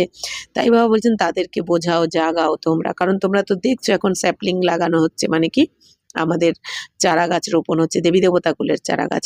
তো ব্রাহ্মণ কিভাবে হচ্ছে, তৈরি হচ্ছে, হ্যাঁ, এই মুখবংশাবলী ব্রাহ্মণরা কিভাবে এসে যাচ্ছে সেটা তো বাবা বলছেন তোমরা দেখছো এক এক করে আসছে। তো যারা সূর্যবংশী চন্দ্রবংশে এই দেবী দেবতা হবে তারা কিন্তু আসতে থাকবে, আসবেই, আসতেই হবে। আর বাবা কি বলছেন যারা দেবী দেবতা কুলের নয় দাপর কলির, তারা আসবে না, আসলেও বুঝবে না, তারা কিন্তু এই জ্ঞান মানবেও না, বুঝবেও না, শুনবেও না। তো একবার ভি শোনা তো স্বর্গ মে জরুর আएंगे। আর বাবা বলছেন এই সত্য, এই সূর্যবংশ বা চন্দ্রবংশের তো যারাই এই জ্ঞান একটুখানি শুনবে তারাই কিন্তু স্বর্গে চলে আসবে। তাহলে স্বর্গে তো সবাই আসবে না, সত্য তেতাতে আসবে 33 কোটি, তার মানে এরাই একবার হলেও এই জ্ঞান শুনবে কিন্তু। तो बाबा बोलছেন बाबा ने काशी कलबट का भी मिसाल सुनाया है। शिव पर जाकर बलि चढ़ते थे, उनको भी कुछ तो मिलना चाहिए। अभी तुम भी बलि चढ़ते हो, पुरुषार्थ करते हो राजाई के लिए, तो भक्ति मार्ग में राजाई तो होती नहीं। বাবা কি বলছেন বাচ্চারা দেখো, বাবা তো এর আগে এই কাশী কলবটের উদাহরণ শুনিয়েছিলেন যে এই বেনারসে একটা কুয়ো ছিল, যেই কুয়োতে এখন শিবলিঙ্গ রাখা রয়েছে আর তার উপরে ধারালো অস্ত্রশস্ত্র রাখা রয়েছে। তো যারা খুব শিবের ভক্ত আর কি, তো তারা কি করতো, এই বাবা যে বলেন না যে সমর্পণ হয়ে যাও, হ্যাঁ, বাবার উপর বলি চড়ে যাও, বলি চড়া মানে কি, এখানে বাবা বলছেন তন্মন ধন দ্বারা সমর্পণ। কিন্তু ভক্তি মার্গের ভক্তরা তারা সমর্পণ মানে বলি চড়া মানে ভেবেছে নিজের এই জীবন এই দিয়ে দিতে হবে, মানে যেহেতু আত্মার জ্ঞান নেই তারা ভেবেছে এই শরীরটা সমর্পণ করতে হবে। এই জন্য অনেকে কি করেছে, যারা শিব বাবার ভোলানাথের ভক্ত ছিল, তো তারা ওই কুয়োতে গিয়ে ঝাঁপ দিত, অর্থাৎ কি আর মানে নিজেকে সমর্পণ করে দিত। আর ঝাঁপ দেওয়ার সাথে সাথে কি হতো, ওই ধারালো অস্ত্রশস্ত্রে শরীর ছিন্ন ভিন্ন হয়ে যেত, আর ওই শরীর থেকে রক্ত নিচে শিবলিঙ্গের উপরে গিয়ে পড়তো। তো তারা ভাবতো কি আমি শিবের কে নিজের সবকিছু সমর্পণ করলাম, কিন্তু সত্যি এটা তাদের অনেক কঠোর শিব বাবার প্রতি ভালোবাসা, যদিও ভক্তির ফল বাবা দেন, তো কিন্তু বাবা কখনো এতে সন্তুষ্ট হন না, তাই না? তো বাবা বলছেন কারণ এটাও তো একটা খুন করাই হলো, শরীরকে খুন করা হলো। তো তাই বাবা বলছেন যে তাদেরও তো কিছু পাওয়া উচিত যারা এত বড় ভক্ত ছিল শিবের। তো তোমরাও তো এখন বলি চড়ছো, মানে কি আমরাও তো তন্মন ধন দ্বারা সমর্পণ হচ্ছি। তো তা বাবা বলছেন তোমরাও তো পুরুষার্থ করছো রাজত্বের জন্য। তো ভক্তি মার্গে তো রাজত্ব থাকে না আমাদের, স্বর্গ রাজত্ব, সেটা তো আমরা সত্য তেজাতে পাই।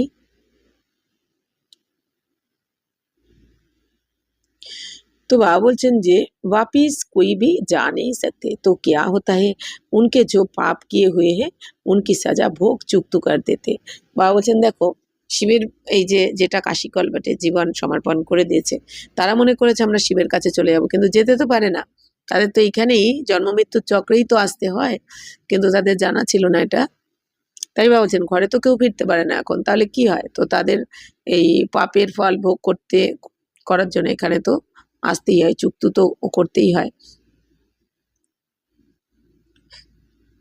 তো বাবা বলছেন যে এখন তাদের এই পাপও এখানে বাবা এই শ্রীমতের দ্বারা, এই রাজযোগের জ্ঞানের দ্বারা, তো উনকে যে পাপ কিয়ে হয়ে হে, বাবা বলছেন এরপর তারা যে পাপ করেছে তার সাজা তো ভোগ করে চুক্ত করিয়ে দেন, এরপর নতুন করে তাদের আবার জন্ম হয়। বাবা বলছেন আবার নতুন জন্ম হলে নতুন করে আবার পাপ শুরু করে। বাকি রয় না তো সব কই হাহি হ্যাঁ, বাকি যতদিন না, বাবা বলছেন এখানেই তাদের থাকতে হয় যতক্ষণ না বাবা এসে চক্রের শেষ সম্পূর্ণ করে ঘরে ফিরিয়ে নিয়ে যান। অর্থাৎ অর্থাৎ 5000 বছরের চক্র সম্পূর্ণ না হওয়া অব্দি এখানেই থাকতে হয় সবাইকে এই দুনিয়াতে। নাম্বার 1 মে তুমি হো, তুমি 84 জন্ম ভোগতে हो। বাবা বলছেন বাচ্চারা নাম্বার 1 এ তোমরাই রয়েছে, তোমরাই 84 জন্ম ভোগ করো पूर्व कल्पे। सबको शतो रजो तमो में आना होता है। बाप कहते इस समय सारी मनुष्य सृष्टि का झाड़ जर्जरीभूत हो गया है। मनुष्य तो बिल्कुल घोर अंधियारे में है, कुंभकर्ण की नींद में सोए पड़े हुए हैं। एक कुंभकर्ण नहीं अनेक है, तुम कितना भी समझाते हो सुनते ही नहीं है। जिनका पाठ है वह पुरुषार्थ करते हैं और वही माता पिता के दिल पर चढ़ते हैं। तख्त नशीन भी वही बनेंगे। তো বাবা বলছেন আজকের মূল্যই সত্যি, বাবা একদম নেশাচড়ে দিচ্ছেন, খুবই সুন্দর প্রত্যেকটা কথা। বাবা বলছেন যে বাচ্চারা নম্বর ওয়ান তো তোমরা, কারণ তোমরাই 84 জন্ম নিয়ে থাকো। বাকি সমস্ত আত্মাদেরকে এই শত রজতমতে কিন্তু আসতেই হয়, অর্থাৎ সত্য যুগে যারা আসে, আমরা শতপ্রধান থাকি, ত্রেতাতে গিয়ে আমরা শত, তারপর রজত, তারপর তম। আবার যারা ত্রেতাতে নামবে, ত্রেতাতে যারা নামছে তারা যে শত স্টেজে আসবে তা কিন্তু নয়, তারা পরমধাম থেকে নামবে মানে প্রথমে শতপ্রধান স্টেজই থাকে। তাদের যে কটা জন্ম হবে সেই অনুযায়ী কিন্তু ভাগ হয়ে যায়, তো 4টে ভাগ হয়ে যায়, শতপ্রধান, শতরজতম। আবার দাপরে যারা আসবে, যে আত্মারা পরমধাম থেকে দাপরে নামবে, তাদেরও কিন্তু 4টে স্টেজ হয়, শতপ্রধান, শতরজতম। কিন্তু বাবা বলেছেন দাপর কলির যে আত্মারা, তাদের শতপ্রধান স্টেজ কিন্তু সত্যতেতার আত্মাদের মতো শতপ্রধান হবে না, ডিফারেন্স হবে, অনেক ডিফারেন্স হবে। কিন্তু তবুও দাপর কলিতে যারা নামবে প্রথমে এসে কিন্তু তারা অল্প সময় হলেও শতপ্রধান স্টেজে থাকবে। যদিও শতপ্রধান স্টেজ মানে কি সত্যতেতার মতো তারা সোনার মহল পাবে, এইসব কিছু নয়, সুখ শান্তি নয়, কিন্তু তবুও তাদের জন্ম অনুযায়ী তারা শতপ্রধান। এই জন্য কল্প বৃক্ষের চিত্রটায় যদি আমরা দেখি, দেখা যাবে এই যে ধর্মস্থাপকরা যখন এসেছেন, ইব্রাহিম, বুদ্ধদেব বা খ্রিস্টান যারা যারাই এসেছেন দাপর থেকে, তাদেরও কিন্তু ওই ডালটায় ফলো করলে দেখা যাবে ওই ডালটাও 4টে ভাগ রয়েছে, কিন্তু যেখানে ধর্মস্থাপকদের বসানো হয়েছে শুরুতেই দাপর থেকে, ডালের শুরুতেই, সেখানে কিন্তু ইয়েলো কালার আছে, মানে গোল্ডেন, মানে শতপ্রধান স্টেজ। তারপর ওই ডালটাই ওই ইয়েলোর পরে রয়েছে সিলভার, মানে কি শত স্টেজ, তারপর কপার, তারপরে আয়রন। তো সেখানে কিন্তু 4টে স্টেজ এরকম কালার করে বোঝানোই রয়েছে, সেটাই বাবা বলছেন। কিন্তু আমাদের মতো শতপ্রধান স্টেজ এই দুনিয়াতে কারোই হয় না, সত্যযুগের আত্মাদের মতো। তাই বাবা বলছেন প্রত্যেককেই 4টে স্টেজের মধ্যে দিয়ে তো আসতেই হয়। তো বাবা বলছেন বাচ্চারা এই সময় সমগ্র এই মনুষ্য সৃষ্টির ঝাড় জর্জরীভূত হয়ে গেছে। যেরকম এই দুনিয়াতে একটা বীজ লাগালে কি হয়, সেখান থেকে যখন একটা চারা গাছ বেরোয়, 2টো পাতা, একটু ডাল বেরোয়, 2টো পাতা, আবার একটু ডাল বেরোয়, এই করতে করতে একটা গাছ যখন ঝাড় হয়ে যায়, তারপর অনেক বছর হয়ে গেলে হয় না, সেটা আগাছা ভরে যায়, মানে আর থাকার মতো হয় না, জর্জরীভূত। এই দুনিয়ারও তাই হয়েছে। তো মনুষ্য সৃষ্টির ঝাড়ও কি এখন জর্জরীভূত না, যেন আগাছা, মানে কি চারদিকে ঝুড় ঝামেলা, সব মানে সব ধর্মের সব এসে গেছে একদম। তাই বাবা বলছেন মানুষ তো ঘোর অন্ধকারে যেন কুম্ভকর্ণের নিদ্রায় ঘুমিয়ে রয়েছে। বাবা বলছেন একজন কুম্ভকর্ণ নয়, অনেক রয়েছে। বলছেন তোমরা যতই বোঝাও, যতই জাগাও, শুনতেই চায় না, জাগতেই চায় না, তাই না? এটা তো আমরা প্রত্যেকে দেখতে পাচ্ছি যে এত বোঝানো সত্ত্বেও তারা বুঝতে পারছেন আমরা কি পাচ্ছি এখানে এসে আর কি হারাচ্ছি না এসে। যদি বুঝে যেত তাহলে তো সবাই সত্যযুগে চলে যেত। তো এটাও পাঠ, কারণ সত্যযুগে তো ভিড় হবে না, মাত্র টোটাল 2 কোটি।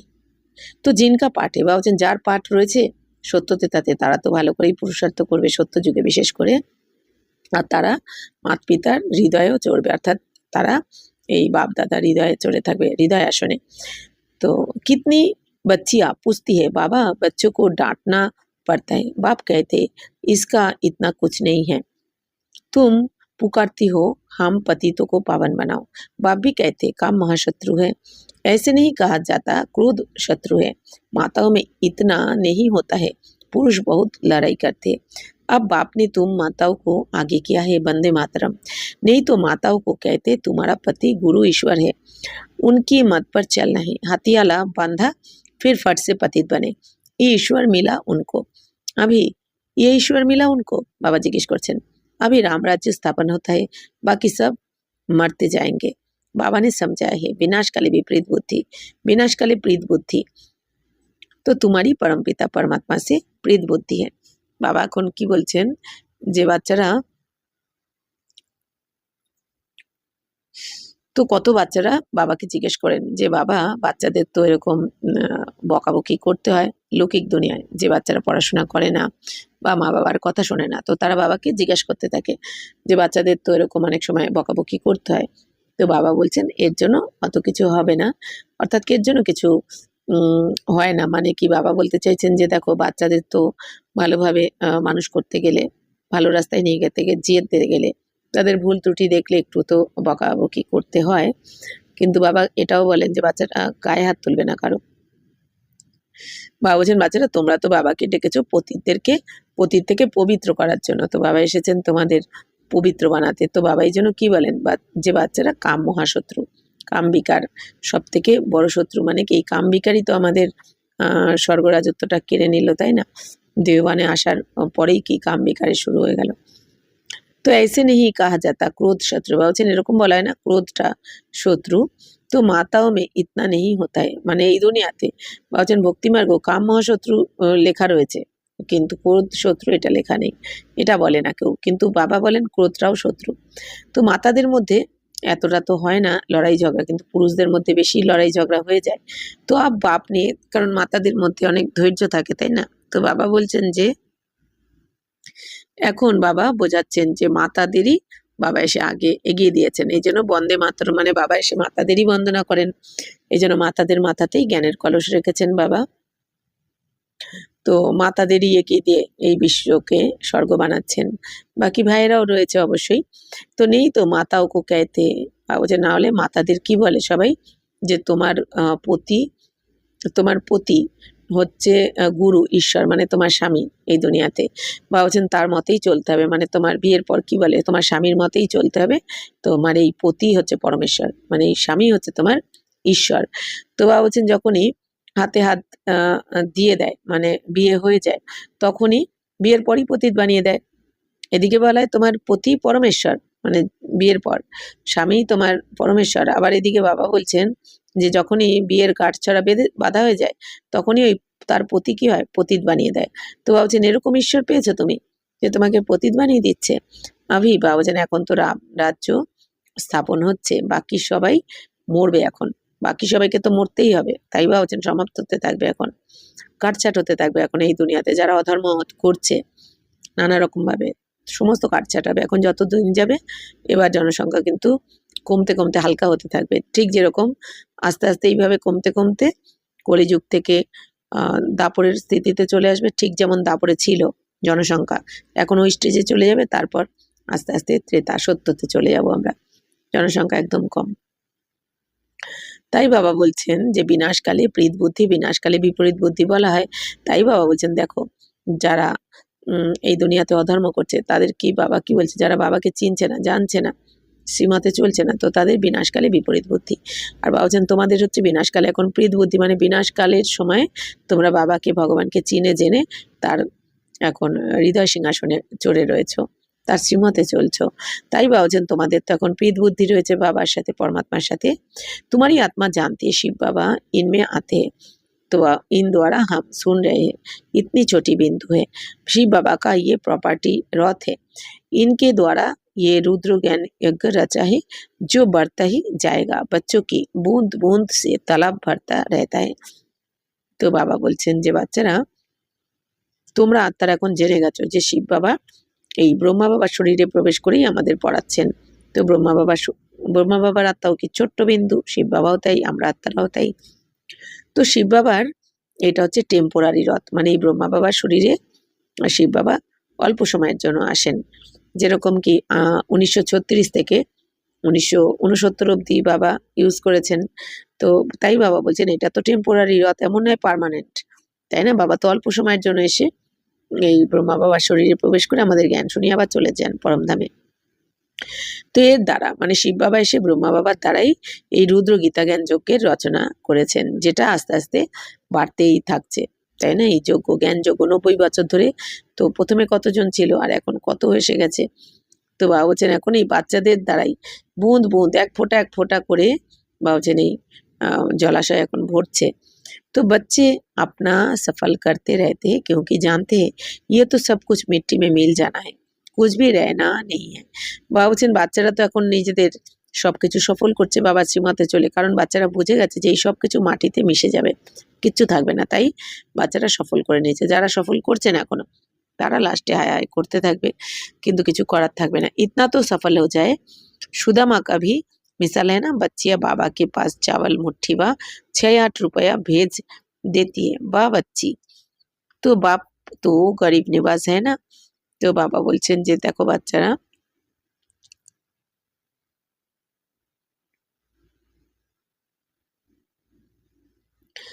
তো বাচ্চারা বাবার থেকে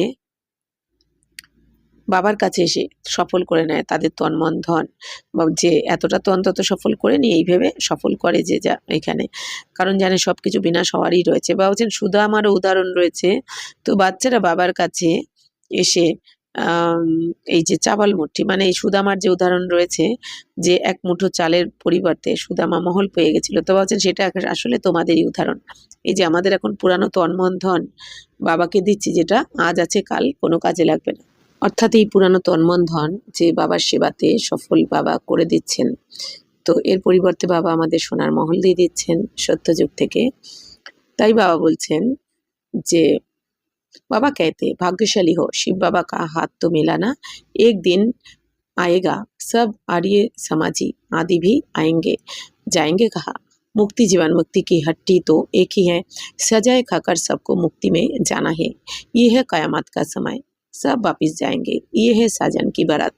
कैसे बारात जाएगी वह भी साक्षात्कार होगा, तुम्हारे सिवाय और कोई देख ना सके। কি সুন্দর বাবা বলছেন যে শিব বাবা এখন কি বলেন, বাচ্চারা তোমরা তো কত ভাগ্যশালী, শিব বাবার হাত তো পেয়েছো তোমরা, অর্থাৎ শ্রীমতের হাত, বাবার শ্রীমত পাওয়া, বাবার থেকেই শ্রেষ্ঠ জ্ঞান পাওয়া, এটাই তো আশীর্বাদ, এটাই হচ্ছে কি ভগবান প্রাপ্তি। তো তাই বাবা বলছেন একদিন আসবে, দেখবে সব আর্য সমাজই সবাই আসবে।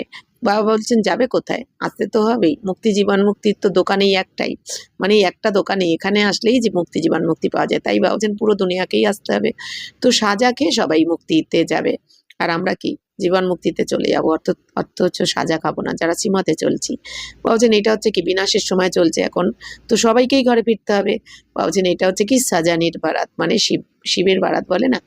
তো বলছেন কিভাবে এই যে বরযাত্রী যাবে সবকিছু সাক্ষাৎকার হবে তোমাদের, মানে কি প্রথমে যারা বাবার সঙ্গী হয়ে যাবে, বাবার শ্রীমতে চলে পবিত্র হবে, আর যারা পবিত্র হবে না তারা ওই পেছন পেছন আসবে। তো বাবা বলছেন এটা তোমরা ছাড়া আর কেউই দেখবে না এই दुनिया অজ্ঞানী আত্মারা। अच्छा मीठे मीठे सिकिलदे बच्चों प्रति माता पिता बाप दादा का याद प्यार और गुड मॉर्निंग। रूहानी बाप की रूहानी बच्चों को नमस्ते। हम रूहानी बच्चों की रूहानी माता पिता बाप दादा को याद प्यार गुड मॉर्निंग और नमस्ते नमस्ते नमस्ते। थैंक यू बाबा, शुक्रिया। धारणा के लिए मुख्य सार, बाप द्वारा ज्ञान का जो गुप्त दान मिला है उसकी वैल्यू को समझ अपनी झोली ज्ञान रत्न से भरपूर करनी है, सबको गुप्त दान देते जाना है। इस कयामत के समय जबकि वापिस जाना है तो अपना सब कुछ सफल करना है, प्रीत बुद्धि बनना है, मुक्ति और जीवन मुक्ति का रास्ता सबको बताना है। वरदान भोलेपन के साथ ऑलमाइटी ऑथोरिटी बन माया का सामना करने वाले शक्ति स्वरूप भवो। कभी कभी भोलापन बहुत भारी नुकसान कर देता है, सरलता भोला रूप धारण कर लेती है, लेकिन ऐसा भोला नहीं बनो जो सामना नहीं कर सको। বাবুজন কখনো কখনো এই যে তোমাদের ভোলাপান, বাবুজন এটাও অনেক ক্ষতি করে দেয়, কিন্তু বাবুজন ভালা থাকা ভালো, কিন্তু আবার বেশি সরলতাও ঠিক নয়, তাই না? কারণ দুনিয়া যেহেতু অতিরিক্ত তমপ্রধান, তো বাবা বলছেন এই জন্য সরলতা ভোলা রূপ ধারণ করে নেয়। তো কিন্তু এত ভোলাও হয়েও না তোমরা যে কারো সামনাই করতে পারছো না। এবার সামনা করা মানে এটা নয় লড়াই ঝগড়া করা নয়, মানে কি ফেস করতে হবে। আমরা এত সহজে কমজোর হতে পারি না, ঘাবড়ে যেতে পারি না, তো সেটাই হচ্ছে সামনা করা। তো বাবুজান সরলতার সাথে সাথে সমাহিত করার জন্য সহন শক্তিও কিন্তু দরকার তোমাদের। তাহলে সহন শক্তিটা জমা হবে কি করে বাবার স্মরণে না থাকলে, যোগ যুক্ত না হলে। তাই বাবা বলছেন সরল থাকাও যেমন ভালো, তার সাথে সাথে সমাহিত করার জন্য সহন শক্তিও দরকার। जैसे बाप भोलेनाथ के साथ ऑलमाइटी अथॉरिटी है, ऐसे आप भी भोलेपन के साथ साथ शक्ति स्वरूप भी बनो तो माया का गोला नहीं लगेगा। বাবা বলছেন যে বাচ্চারা তো সরলতার সাথে সাথে এই সহন শক্তি ধারণ করো, যেরকম ভোলেনাথ শিব বাবা কি ভোলেনাথও, মানে ভোলেনাথ বলেই তো আমাদের থেকে এই পুরানো তন্মন ধন দিয়ে নিয়ে আমাদের বিকারকে বাবা কি বলেন, বিকারকে দান করো, আর তার পরিবর্তে আমাদের নির্বিকারী দুনিয়ার রাজত্ব বানিয়ে দিচ্ছেন। তো বাবা এতটা ভোলেনাথ ঠিক কথা, কিন্তু তার সাথে সাথে কিন্তু সর্বশক্তিমানও বাবা, তাই না? বাবা বলেন না যে প্রয়োজনে বাবা তো ধর্মরাজের সিটেও বসবেন। ঠিক সেরকমই বাবা বলছেন তোমরাও ভোলেপানের সাথে সাথে শক্তি স্বরূপও হয়ে যাও, তাহলেই মায়ার গোলা লাগবে না, মানে মায়া তোমাকে কিচ্ছু করতে পারবে না। শক্তি স্বরূপ হতে হবে, অর্থাৎ কি, যেখানে পরিস্থিতি অনুযায়ী আমাদের শক্তি স্বরূপ হতে হবে, কখনো ভোলেপানও দেখাতে হবে, পরিস্থিতি অনুযায়ী সবকিছু। তো মায়া সামনা करने के बजाय नमस्कार कर लेगी। তো বাবা বলছেন যদি শক্তি স্বরূপ ধারণ করো তাহলে মায়া সামনা করার পরিবর্তে নমস্কার করে নেবে তোমাকে। স্লোগান, আপনি দিল में याद का झंडा लहराओ तो प्रत्यक्षता का झंडा लहरा जाएगा। বলছেন বাচ্চারা তোমাদের হৃদয়ে এখন এই স্মরণের ঝান্ডা আগে উত্তোলন করো।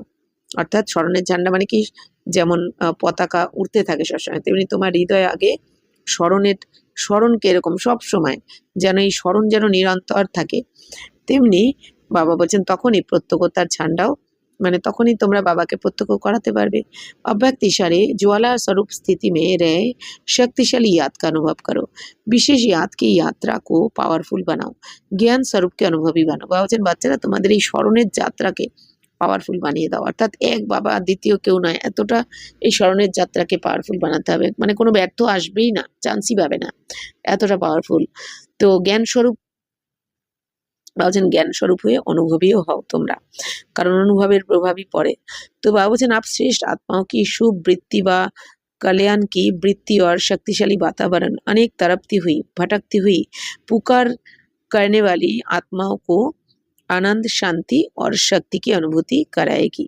বাবা বলছেন বাচ্চারা তোমরা শ্রেষ্ঠ আত্মাদের এই শুভ ভাবনা, কল্যাণের ভাবনা, প্রত্যেক আত্মার প্রতি শুভ ভাবনা, শুভকামনা, কল্যাণের ভাবনা আর এই শক্তিশালী বায়ুমণ্ডল অনেক বিভ্রান্ত হওয়া আত্মাদেরকে, কষ্ট পাচ্ছে যে আত্মারা, তাদেরকে যারা বাবাকে স্মরণ করে যাচ্ছে, ডাকছে, আর্তনাদ করছে, সেই আত্মাদেরকে অনেক আনন্দ, শান্তি আর শক্তির অনুভূতি করাবে। অর্থাৎ বাবা বলছেন যত তোমরা জ্ঞান স্বরূপ হবে, যত তোমরা স্মরণের যাত্রায় থাকবে, যত তোমরা শুভ ভাবনা, শুভকামনা রাখবে, তো তোমাদের এই শক্তিশালী ভাইব্রেশন এই দুনিয়ার সমস্ত দুঃখী আত্মাদের বাবা বলছেন আনন্দ, শান্তি আর শক্তির অনুভব করাবে। তাহলে কত শ্রেষ্ঠ সেবা হবে।